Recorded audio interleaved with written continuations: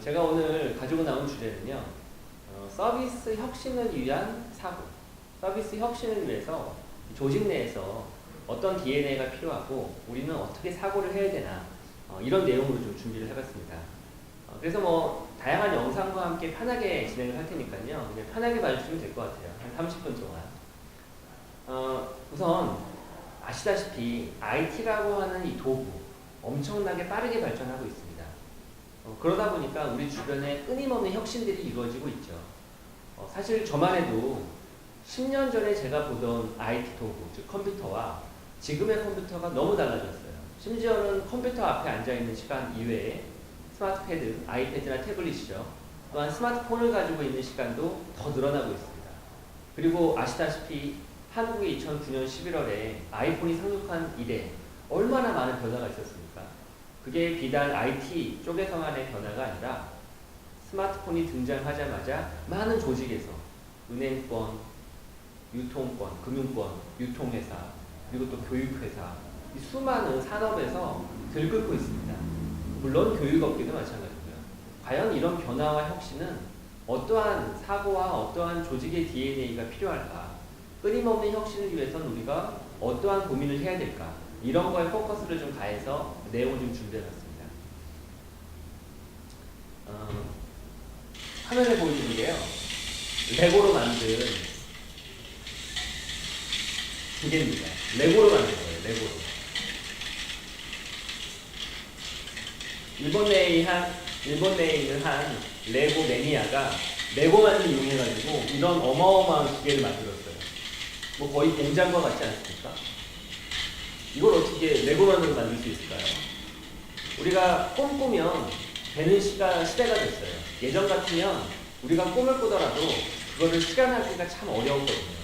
그런데 이 영상을 보면 아는 것처럼 공장을 하나를 통째로 만들었습니다. 레고 하나만 가지고서. 지금 시대는 끊임없는 도구의 혁신이 이루어지고 있습니다. 화면에 보여지는 이 영상 속에 있는 이 기계는 군인을 위해서 개발한 로봇입니다.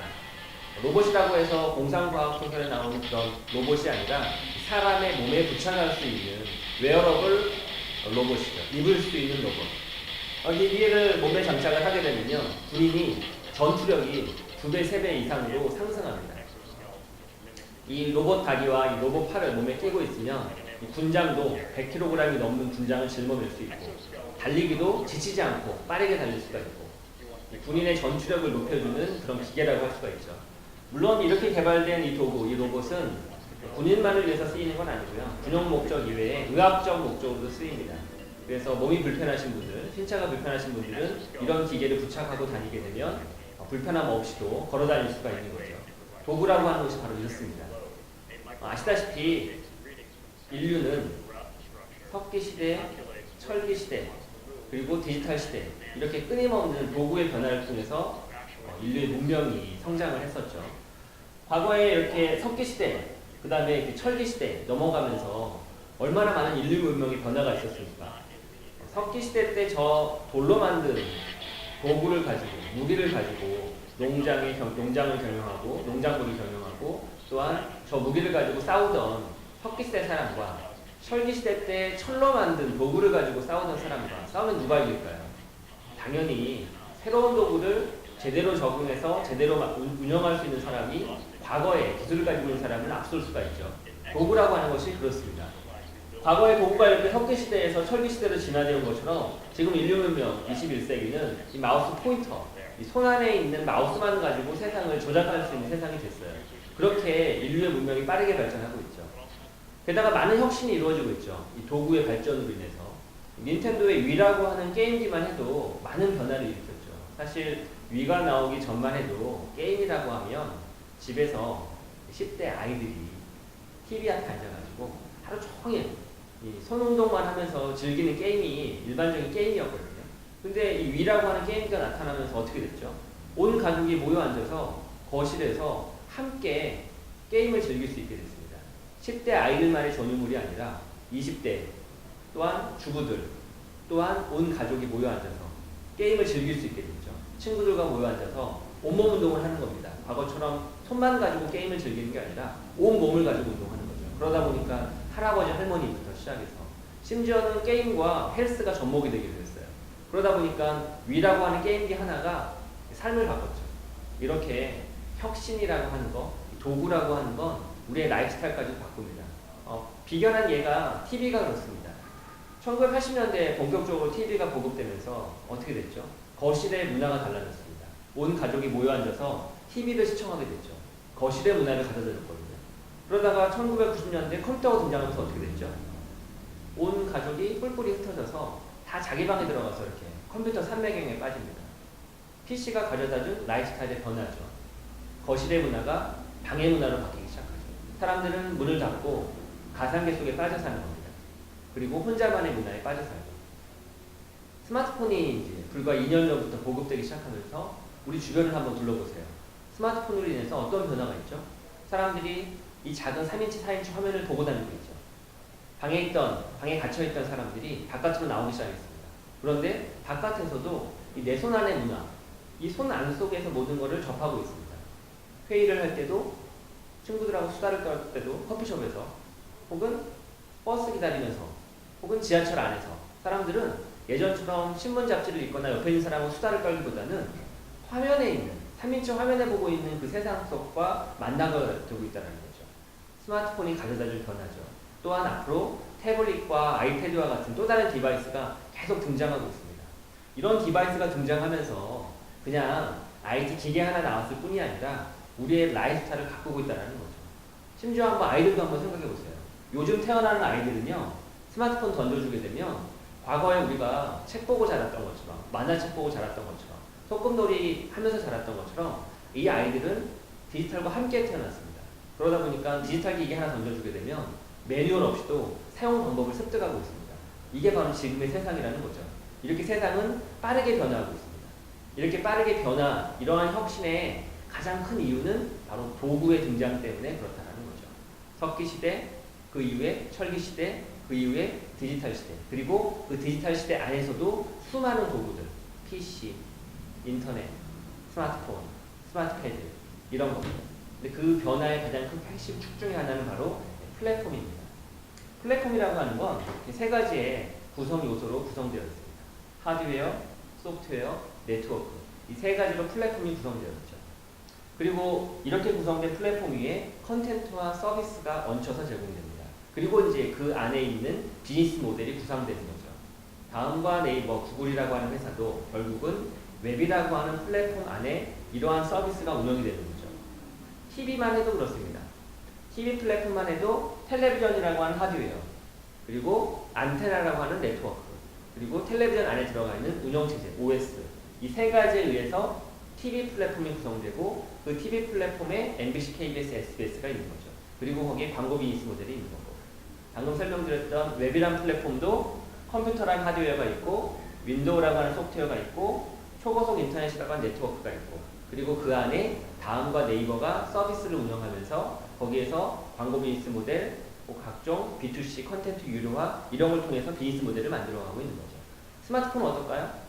모바일 플랫폼은 스마트폰이라는 하드웨어와 iOS나 안드로이드라고 하는 모바일 OS와 3G, HSDPA, 와이파이, 와이브로라고 하는 그런 네트워크로 구성되어 있고, 그 모바일 플랫폼을 지배하고 있는 기업들, 즉 서비스 사업자들이 구글, 네이버 다음, 카카오톡 이런 업체들이 있는 거고, 그 안에 이제 비즈니스 모델이 있는 겁니다.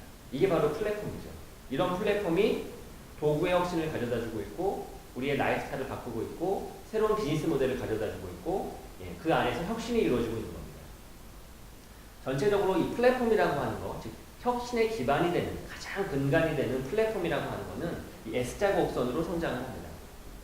지금 이 한국 시장을 지배하고 있는 혁신의 가장 큰 패러다임은 바로 모바일 플랫폼입니다. 모바일 플랫폼은 이 S자 곡선의 2단계에 와 있는 거죠. 2단계. 원래 모든 기술이 그렇습니다. 새로운 신기술이 등장하게 되면 사람들이 다 웅성웅성됩니다. 특히 얼리 아답터와 매니아들이 움직이기 시작하죠. 바로 2단계입니다. 그러다가 하드웨어 스펙 경쟁이 이루어지죠. 즉 아이폰 출시된 이후에 삼성전자, LG전자, HTC, 모토로라부터 시작해서 수많은 전 세계의 휴대폰 제조기업들이 너도 나도 경쟁적으로 새로운 스마트폰을 출시하고 있지 않습니까? 이게 바로 하드웨어 스펙 경쟁이 이루어지는 시기입니다. 하드웨어 경쟁이 막 이루어지게 되면 그 이후에는 소프트웨어 표준화가 이루어지죠. 왜냐하면 하드웨어가 경쟁이 이루어지게 되면 가격이 다운됩니다. 가격이 저렴해지게 되면 사람들이 복잡해지는 게 싫거든요. 그러다 보니까 소프트웨어 어느 정도의 평준화 현상이 발생합니다. 표준화 현상. 마치 우리가 컴퓨터에서 윈도우라고 하는 운영체제가 시장 전체 90%를 장악하면서 평준화가 이루어지고 그 다음 단계로 웹이라고 하는 플랫폼이 대두된 것처럼 웹이라는 플랫폼은 맥에서도 쓸 수 있고 리눅스에서 쓸 수 있고 윈도우 컴퓨터에서 쓸 수 있고 모든 컴퓨터에서 웹을 쓸 수 있잖아요. 근데 그것처럼 모바일 역시나 모든 스마트폰 갤럭시 S를 쓰든 옵티머스를 쓰든 아이폰을 쓰든 모토로라를 쓰든 어떤 폰을 쓰더라도 공통적으로 쓸 수 있는 소프트웨어 표준 플랫폼 이게 이제 본격적으로 내년 말부터 등장하기 시작할 거예요. 그 다음에 네트워크 스피드가 정점에 이르는 시기가 오죠. 예를 들면 휴대폰으로 따지면 4G LTE죠. PC로 따지면 초고속 인터넷입니다. ADSL, VDSL, 광랜이라고 불리는 이 네트워크 스피드 정점을 넘어서게 되면 그 다음부터는 기술이 눈에 보이지 않습니다. 그 다음부터 눈에 보이는 건 서비스가 보이고 디자인이 보이죠. 이게 바로 플랫폼의 성장 단계입니다. 현재 모바일 플랫폼은 여기에 와 있거든요. 내년도, 내후년도 아직 갈 길이 멉니다. 그리고 이러한 길을 중간중간 혁신들이 꾸준하게 이루어지는 거죠. 새로운 서비스들, 새로운 기술들이 끊임없이 등장하면서 혁신이 이 단계에서 계속 이루어지고 있습니다. 서비스 혁신이라고 하면 바로 이러한 모바일 플랫폼을 근간으로 한 혁신을 말하는 거죠. 물론 TV에서도 웹에서도 계속 기존에 있던 신문, 잡지, 방송에서도 끊임없는 혁신은 이루어집니다. 그런데 플랫폼이라고 하는 거대한 혁신의 패러다임이 TV에서 PC로 바뀌었고 PC에서 웹으로 바뀌었고 웹에서 모바일로 바뀌고 있습니다. 그러다 보니까 이 모바일이라고 하는 새로운 터전에 끊임없이 더 많은, 더 큰 혁신들이 여기에서 이루어지고 있죠. 그리고 이 안에 있는 서비스 혁신들이 바로 주로 SNS, 서치, LBS. 그래서 우리는 줄여서 솔로셀라고 부릅니다. 소셜, 로컬, 서치. 이 솔로셀라고 하는 이 세 가지의 서비스 혁신이 이 모바일에서 끊임없이 이루어지고 있습니다. 현재 2단계에서 내년도 2단계로 가고 내후년도 2단계로 가겠죠. 이 와중에 끊임없는 서비스 혁신들이 이루어지겠죠. 한국의 전체 시장 규모가 인구가 5천만이니까 5천만이죠. 그 5천만 중에서 20%가 쓰게 되면 바로 여기에 속합니다. 1,000만 명이죠. 대한민국 인구 1,000만 명이 쓰게 되면요. 문화가 돼버립니다. 문화가 돼버리면 혁신이 충분히 이루어질 수 있는 토대가 되는 겁니다. 그 다음 단계가 바로 트렌드죠. 그 아래 단계가. 트렌드는 대한민국 인구의 10%가 쓰는 500만 명이 쓰는. 그 다음 아래 단계는 니치마켓, 패션, 100만 명이 쓰는, 즉 대한민국 인구의 2% 정도가 쓰는 단계가 바로 여기입니다. 혁신은 여기서 꿈틀꿈틀 되죠. 새로운 패션, 새로운 니치마켓, 예를 들면 PDA, PMP, 시티폰, D&D, 끊임없는 혁신들이 계속 시도됩니다. 하지만 모든 혁신이 성공하는 건 아니죠. 혁신이 성공하려고 하면 이 단계를 넘어서 트렌드가 되는 겁니다. 즉 매니아를 형성해야 되고요. 점차 사용자가 늘어나야 됩니다. MP3 플레이어가 그랬고 디지털 카메라가 그랬고 PMP가 그랬고 내비게이션이 그렇거든요. 이 단계에 와 있는 거죠. 하지만 그 혁신이 진정한 성공으로 거듭나기 위해선 문화가 되어야 됩니다. 혁신이 문화가 되기 위해서 필요한 숫자는 바로 인구의 20%입니다. 1,000만 명. 여기에서 턱걸이 하다가 여기까지 가지 못한 플랫폼들이 많이 있죠. 예를 들면 방금 설명드렸던 PMP하고 MP3 플레이어가 대표적이에요. 내비게이션도 그렇고. 왜? 상위 혁신인, 상위 플랫폼인 스마트폰이 등장하면서 스마트폰이 MP3 플레이어를 대신하고 동영상 플레이어인 PMP를 대신하고 내비게이션을 대신하고 있거든요. 그러다 보니까 이 트렌드에서 컬처로 넘어가지 못하고 중간에 그냥 도태돼 버리는 그런 디바이스와 그런 서비스들이 있기 마련이죠. 정리하면 우리가 어떠한 서비스를 통해서 혁신에 성공해야 되겠다라고 하는 건 2단계, 2단계, 2단계, 3단계를 뛰어넘어야 됩니다. 그걸 뛰어넘으려고 하면 서비스를 만들면서도 끊임없이 이 1,000만 명이 대상이 되는 서비스를 어떻게 구상을 해야 되나 이 고민을 해야 되는 거죠. 그런 서비스 혁신의 가장 성공적인 지금 모델이라고 이야기하는 게 바로 카카오톡이라든가 마이피플이라든가 다음 지도라든가 네이버 앱이라든가 다음 앱이라든가 이런 서비스들이 바로 여기에 지금 속하고 있죠. 그리고 두 번째 단계로 여기를 지향할 서비스가 최근에 많이 출시가 되고 있고요. 이렇게 전체 시장을 보면서 서비스 혁신에 대한 숫자의 감각을 익힐 필요가 있습니다.